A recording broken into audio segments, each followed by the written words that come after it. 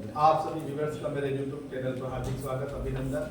और आज हम अपने चरण में सांख्यिकी का जो माध्य ज्ञात करने की विधियां है उसके ऊपर मीन को how can we find out the mean and how can we get the answer और मीन के कितने स्टेप्स हैं, कितनी विधियां हैं, उनके ऊपर अपन डिस्कस करेंगे। पहले अपन ने निकाला प्रत्यक्ष विधि का सिग्मा एक्स बटे सिग्मा एक्स और अब अपन करने जा रहे हैं कल्पित माध्य मान का माध्य ज्ञात करना। तो उसके लिए सबसे पहले आपको x का मान निकालना है। कैसे निकालना, वही तरीका रहेगा, 0 और 10 को जोड़ के आधा कर लेना और इनमें जितना अंतर है h का मान 10 है, 10 को सब में जोड़ लेना, ऑटोमेटिक आधे हो जाएंगे। 5 में 10 जोड़े 15 में 10 जोड़े 25 में 10 जोड़े 35 में 10 जोड़े 45 और अब अपन को निकालना है a। इसमें से a को माना, तो माना कि सबसे पहले अपन इसका फार्मूला लिख देंगे। फार्मूला क्या होता है, माध्य बराबर a plus sigma f into d, sigma f into d बटे सिग्मा f। अब सबसे पहले अपन को a निकालना है। a क्या चीज होती है, अब इसको ध्यान से समझो। a का मतलब होता है कल्पित माध्य, जो अपनी तरफ से मानना है, जिसकी बारंबारता सबसे ज्यादा होती है वो कल्पित माध्य होता है, या मध्य का पद। तो यहाँ पर सबसे ज्यादा बारंबारता 42 की है और 42 के सामने कौन आ रहा है, 25। 42 के सामने वाला लेना है 25। तो हमारा माना a बराबर 25, a बराबर 25। अब a का मान तो आ गया अपने पास। अब अपन को निकालना है x माइनस a, यानी कि x में से a घटाना है। इसी को अपन d कहते हैं। क्या बोलते हैं, d, विचलन, डिफरेंस। अब डेविएशन, डेविएशन भी बोलते हैं। अब 5 में से 1 घटाना, a का मान फिक्स कर रखा है 25, तो याद रखो 5 में से 25 गए तो माइनस के 20, ठीक है, माइनस के 20। 15 में से 25 गए माइनस के 10, 25 में 25 गए 0, 35 में से 25 गए प्लस के 10 और 45 में से 25 गए प्लस के 20। ये ध्यान रखना थोड़ा, 10 प्लस के और 20। अब एक सारणी और बनानी है अपन को, f into D, f into D. तो हमने क्या करा, a का मान निकाल दिया। a का मान कैसे निकाला, जिसकी बारंबारता सबसे अधिक है वो f इंटू डी। f का मान कितना है, 4 का टेबल 2 बार बोलो, 8, 0 का 0 माइनस 80। 28 में 10 का गुना करो, देखो मैंने बताया था 0 लिख दो, 28 से कम 28 280। 42 में 0 का गुना करो 0, 20 में 10 का गुना करो 200, है ना बेटा, 0 0 2 1 2, 20 में 6 का गुना करो 120। f into d का मान भी अपने पास आ गया। पुनः देखो हमने क्या करा, x का मान निकाल लिया जो पहले हमने बताया है। अब a कैसे माना, जिसकी बारंबारता सबसे ज्यादा, देखना इधर है और लिखना इसको है। a के मान में देखना इस लाइन में, f वाली लाइन में 42 के सामने कौन आ रहा है, a का मान। a का मान कितना हो गया, 25। अब 5 में से 25 घटाए, 15 में से 25 घटाए, 25 में से 25 घटाए, 35 में से 25 घटाए, 45 में से 25 घटाए, कितना है 20। वापस देखो 5 में से 25 गए तो माइनस के 20 आएंगे, माइनस की संख्या आएगी और 25 बड़ी संख्या और छोटी संख्या जाएगी तो प्लस में आएगी। ये तो आपको क्लियर होना चाहिए।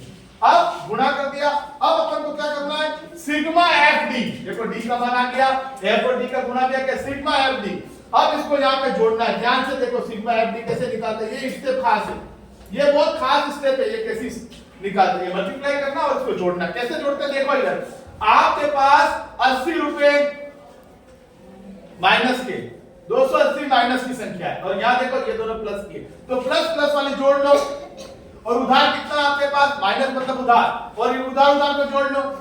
360 रुपए आपके उधार है, आप किसी शॉप पे गए, दुकान पे गए, 360 रुपए आपके उधारी चल रही है। आपको आपके पापा ने दिए 0 2 और 320 रुपए देके आपको भेजा, ये प्लस की संख्या है, ये आपके पास है और ये आपको चुकाना है। तो अब आप इसको ये पैसे पूरे दे दोगे, उसके बाद ये आपके पास पैसे बचेंगे या अभी भी चुकाने बाकी है।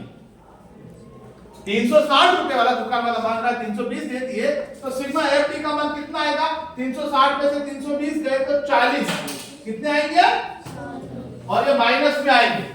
40 रुपए अभी भी माइनस के, यानी 40 रुपए अभी वो मांग रहा है।